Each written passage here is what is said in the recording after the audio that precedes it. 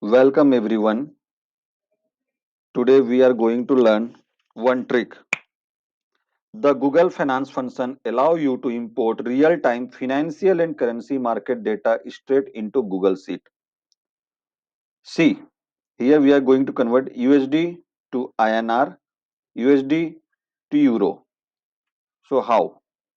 Type equal to, write Google Finance, bracket start, quote, currency,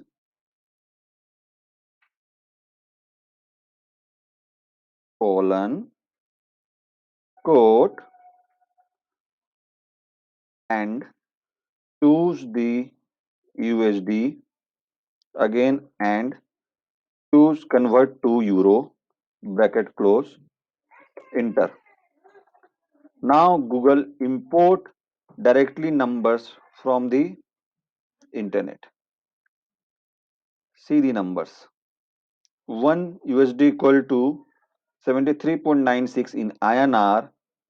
1 dollar value in INR will be 56.93.